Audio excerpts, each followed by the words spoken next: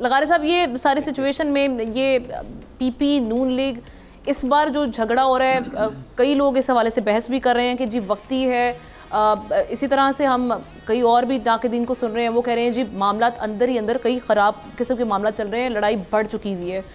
ये किस हद तक देख रहे हैं आने वाले दिन असरात क्या होंगे? पहली बात यह है कि मेरे दोस्त चूँकि सब इस बात में ऑप्टिमिस्टिक हैं कि बजट पास हो जाएगा, तो मैं इसके ख़िलाफ़ नहीं जाऊँगा। लेकिन मुझे ये लगता है, एक बात तो मैं कह देता हूँ कि ये हुकूमत अगर इस साल नहीं जाती तो अगले साल चली जाएगी। अच्छा, मतलब ये कोई उसका नहीं है कि हम लिख लें इस बात को कि जनाब इस तरह से ये हुकूमत चलाई जा सकती है या इस तरह से ये हुकूमत चलेगी नहीं। असल में हमें अपनी बहुत सी चीज़ों को रिविज़िट करना है, जिस चीज़ों को देखना है वो हम नहीं देख पा रहे हैं। मेरी अपनी कोताहबीनी कोताह फहमी भी मुझे ख़ुद समझने में वो करती है, मसाइल पैदा करती है। मुझे ये पता है कि मौलाना फजलुर रहमान क्यों गए हैं। मौलाना फजलुर रहमान का सबसे बड़ा गढ़ जो हमेशा रहा है, जहाँ 1970 के इलेक्शन में जुल्फ़िकार अली भुट्टो को शिकस्त हुई थी, वो डरा इस्माइल ख़ान था।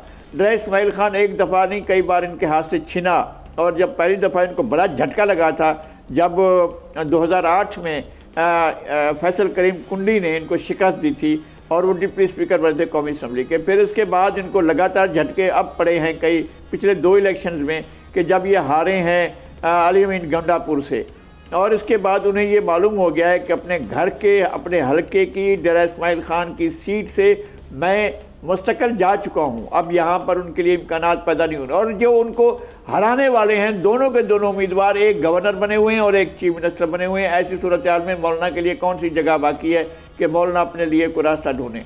अब उनके पास चल कर जाना है। अच्छा, उनके लिए लगारी साहब आपकी चीज़ों को समझते हैं, एक इस चीज़ का भी जवाब दे दीजिएगा कि ये मौलाना साहब तो बुनियादी तौर पे तो नाराज़ इनको पीटीआई से होना चाहिए। सारी सीटें पूरे केपी में उनसे आ रहे हैं, एक सीट पशीन से जाके जीते हैं, तो इनको फिर हुकूमत से, फेडरल गवर्नमेंट से क्यों नाराज़गी हो रही है?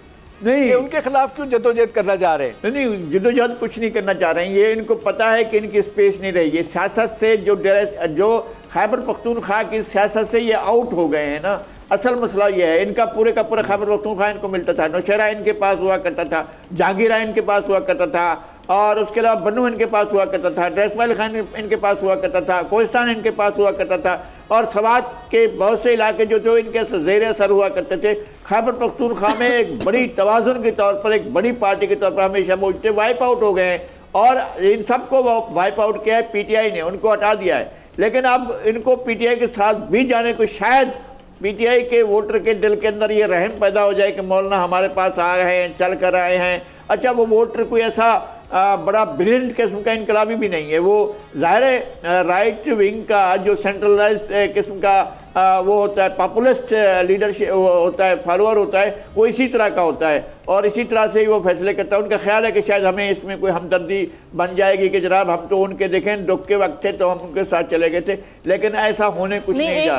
एक और चीज़, एहतशाम साहब ने बड़ा मासूमाना सवाल सा किया कि भाई वो इनसे नाराज़ हैं। आपको लगता है वो इनसे नाराज़ हैं, नून लीग से नाराज़ हैं, या लीगी नून लीग से और पीपल्स पार्टी से, वहाँ से नाराज़ हैं जहाँ उनको लगता है कि इससे बांटे गए हैं? ज़ाहिर शाह साहब की मैं वो नहीं करना चाहता था। मैं ज़ाहिर शाह साहब ने जिन चीज़ों को कहा है, ये उससे कम तनख्वाह पर राज़ी हो जाएंगे। मैं बता रहा हूँ ना आपको, आप ऑफर तो करें, आप ऑफर ही नहीं कर रहे हैं। आप ऑफर करेंगे, ये हुकूमत जाए ऑफर करे, मौलाना इससे कम पर राजी हो जाएंगे। मौलाना का पीटीआई के पास है क्या?